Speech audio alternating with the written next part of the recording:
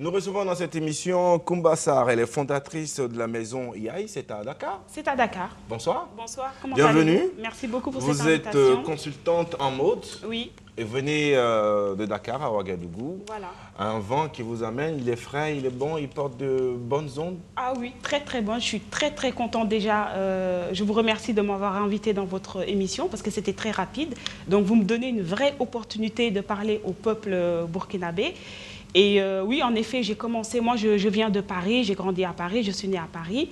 Et j'étais dans le domaine de la mode, j'ai été directrice artistique, j'ai dirigé des équipes, etc. Et j'ai décidé de revenir sur nos terres, pour ne pas dire le Sénégal, parce que moi, ma terre, c'est l'Afrique. Je suis avant tout citoyenne du monde. Je suis née à Paris, je reviens en Afrique.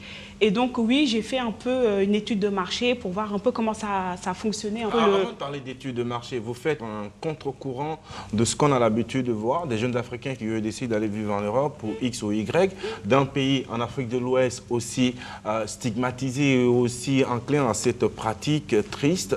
On le sait, des films les illustrent, des mauvaises actualités aussi.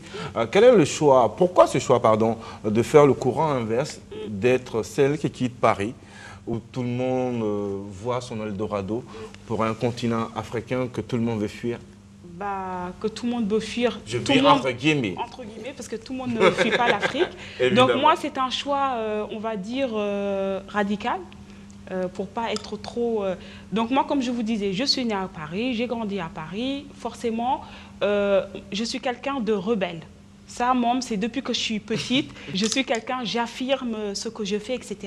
Donc, je travaille dans un milieu, forcément, j'arrivais quelque part, à chaque fois, j'étais la seule noire. Ce que je vous dis, c'est vraiment, je suis partie jusqu'à Hong Kong, je monte dans le métro, je fais droite, gauche, pas de noir.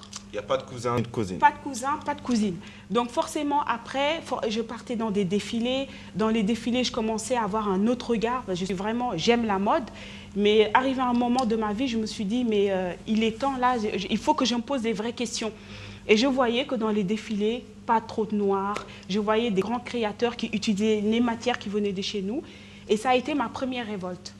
Ça a été ma première révolte. Donc on dit, pour qu'il y ait une naissance de projet, il faut une révolte ou un besoin. Moi, ça a été la révolte. Arrivé à un moment, je me suis dit, il est temps. C'était très difficile. Hein. J'avais une très bonne situation à Paris, mais vraiment une très bonne situation. Je gagnais très bien ma vie. Mais j'ai décidé de faire une croix sur tout ça pour revenir sur nos terres. Parce qu'aujourd'hui, les vraies opportunités, qu'on le veuille ou pas, c'est en Afrique. Un projet donc qui naît de cette révolte-là. Voilà, un projet, Maison Yaye. Maison Yaye, qui est une maison de consultance en mode. Donc, juste pour vous expliquer un peu pourquoi Maison Yaye. Quand on parle de la mode, généralement dans les pays occidentaux, quand on dit Maison Hermès, Maison Martin Margiela, ça donne quelque chose d'excellent, d'élite, etc. Donc, j'ai décidé de... Parce que je ne crache pas du tout sur la France. C'est le pays qui m'a donné l'opportunité de faire des bonnes études. C'est quand même la capitale de la mode aussi. Et c'est la capitale de la mode. Donc peut-être que je ne serais pas née là-bas, peut-être que je n'aurais pas eu cette envie de revenir. Et cette révolte-là aussi. Et cette révolte aussi. Donc il faut toujours un avant pour arriver à ça. Donc la France, c'est un clin d'œil pour moi. Hein. Ça veut dire que ce sera toujours un pays où je vais partir pour m'inspirer. Capitale de la mode, ça on n'y peut rien. Mais j'aimerais que la capitale, qu'on trouve une capitale africaine aussi de la mode. Et ça, c'est possible. Et avec Ouaga, j'en suis sûre. Là, je vous dis, je suis arrivée de Dakar, j'ai plus envie de partir. Yaye, c'est maman. Yaye, c'est maman. La maison de ma maman. Voilà. Pour faire une marque, une référence et un projet aussi qui vous conduit à Ouagadougou. Voilà. C'était pourquoi? Rencontrer des gens, discuter autour des sujets. Donc aujourd'hui, mon voyage à Ouaga, ça a deux objectifs. Déjà, je suis en mission avec monsieur Lam, Théo Lam, qui est consultant en stratégie d'entreprise. Je le remercie d'ailleurs parce que c'est vraiment grâce à lui que je suis là aujourd'hui. En fait, il me conseille sur toute mon entreprise, sur l'élaboration, l'évolution de mon entreprise.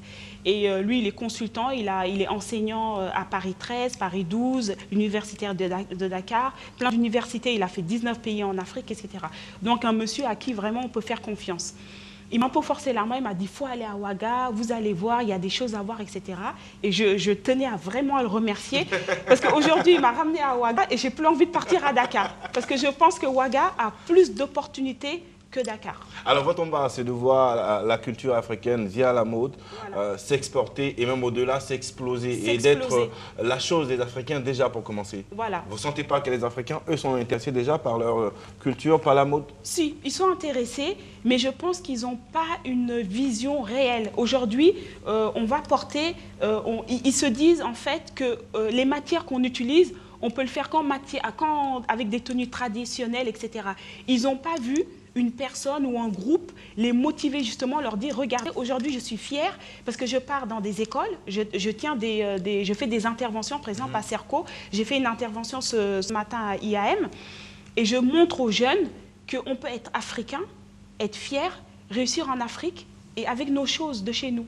Donc c'est un message, c'est pour ça que je vous dis, au-delà de la mode, moi je veux vraiment, et c'est un combat qui va être très difficile, ce ne sera pas sur une année, sur 2 ans, mais c'est pas grave. Je me Parce dis qu'en plus de faire comprendre ça dans la mentalité de tout un chacun, il faut les moyens pour les accompagner. Et surtout les moyens en Afrique, il faut aussi une certaine vision et un accompagnement politique, il faut que ce soit une idée globale qui régisse un peu cette chose-là. Est-ce que ce n'est pas un combat un peu trop difficile, même s'il faut le faire? C'est ça que je vous disais, je vous dis que c'est un combat qui va être très très difficile, ça ne se fera pas sur 1 ou 2 ans ou 3 ans. C'est pour ça que moi je dis, je commence un travail, je terminerai parce que chaque être humain en a une fin, et ça il faut le savoir, ça fait partie de la vie. Malheureusement. Malheureusement.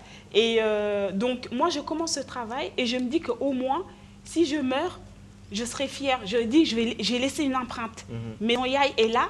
Et ce sera la génération d'après qui, j'espère, avec une bonne stratégie, va comprendre ma vision et vont continuer. Aujourd'hui, il y a plein d'entreprises, il y a plein... Regardez, je vous donne juste un exemple, que ça soit même dans la religion, il y a des choses qu'on pratique aujourd'hui, mais on n'a pas vu les gens. Que ça soit Jésus pour les chrétiens ou Mohamed pour les musulmans, ils nous ont enseigné quelque chose qu'ils ont laissé sur des livres, on ne les a pas vus, mais on y croit. Et bien, ce sera pareil pour Maison Yaye. Maison Yaye qui veut laisser des traces aussi suivies par des générations qui viendront après. Voilà. Mais surtout, regardez cet idéal-là que la mode africaine, elle existe et qu'elle peut être consommée par les Africains. Quels sont pour vous les freins aujourd'hui à la consommation, je vais dire, massive de la mode africaine? Aujourd'hui, ce qui est difficile, c'est qu'on n'a pas les usines, voilà, les compétences.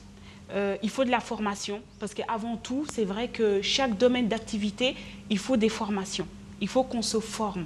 Je veux dire, c'est la règle de tout. Vous êtes là aujourd'hui, peut-être que vous avez fait... voilà, il faut se former.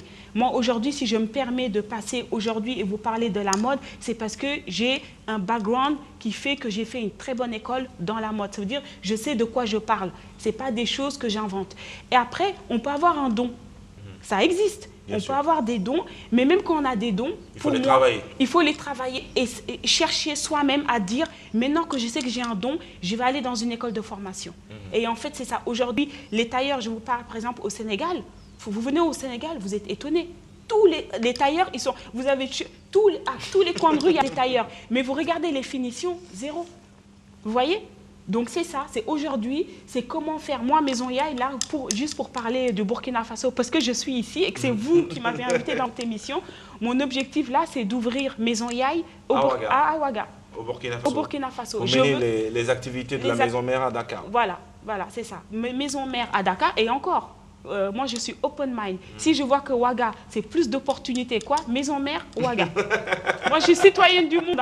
Donc, sur ça, il n'y a pas de... J'ai rencontré hier le ministre de la Jeunesse qui m'a très bien accueilli. Je tenais aussi vraiment à le remercier et à remercier même les Burkinabés parce que vraiment, je suis là depuis la semaine dernière. Mais je suis fière encore plus d'être africaine. Quand je suis arrivée à l'aéroport, j'ai été agréablement surprise. J'ai trouvé ça, j'ai dit, waouh, c'est New York ici. Vraiment, donc je suis très contente et j'espère que... Ouagadougou a son charme que malheureusement, peut-être que les Ouagalais ne voient pas eux-mêmes. Moi, je l'ai vu. Vraiment, je l'ai vu. Et hier, je parlais justement avec une certaine et je disais, si vraiment j'ai une opportunité, je reste à Ouaga.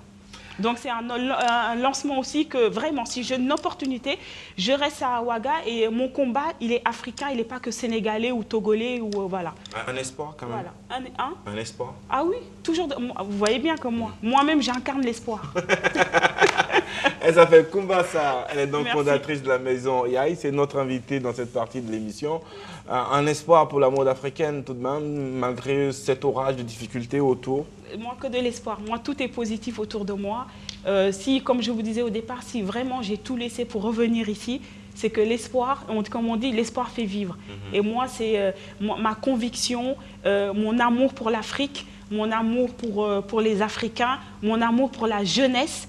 Tout ça, c'est de l'espoir. On le disait d'ailleurs en début d'entretien, c'est cet élan que vous faites en sens inverse de beaucoup de jeunes Africains qui, eux, veulent aller pendant que vous venez. Et ils sont nombreux d'ailleurs, les Occidentaux, qui ont choisi l'Afrique pour prochaine destination. Pour ceux qui sont économiquement bien calés, on dit de l'Afrique que c'est le futur continent émergent. Mais chose que malheureusement, on a l'impression qu'en tant qu'Africain, qu'on ne perçoit pas forcément. Mais il faut, je pense qu'aujourd'hui, il est temps, on est en 2014, il est temps de se dire, il y en a marre, et que des jeunes comme vous, comme moi, on puisse justement aller vers les jeunes et leur faire comprendre que l'avenir est ici et qu'on ne va pas laisser les autres faire notre continent. Il est temps que nous, on se réveille, mais que ça soit dans tous les domaines. Hein. Je vous dis, moi, je suis dans la mode, mais aujourd'hui, vous me donnez une émission, je vous l'anime. Hein, parce que j'ai la... Non, mais vraiment, pour vous dire, c'est une ouverture d'esprit et c'est comme ça. Il faut être ouvert d'esprit. Il faut être ouvert d'esprit. On est ici et il faut...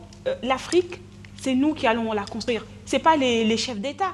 Les chefs d'État, ils sont là, ils donnent des directives. Mais en réalité, c'est nous. Vous avez la chance d'être dans une chaîne qui est regardée par la population burkinabé. Donc, il faut lancer des messages à la jeunesse et dire que ça serait dommage que dans leur tête, c'est l'Occident, les États-Unis, alors qu'ici, les futurs milliardaires, ils sont en Afrique. On ne va pas laisser les autres être milliardaires à notre place. Bah, malheureusement, il est temps de vous dire Jeff. Et comment on dit en burkinabé? Barka.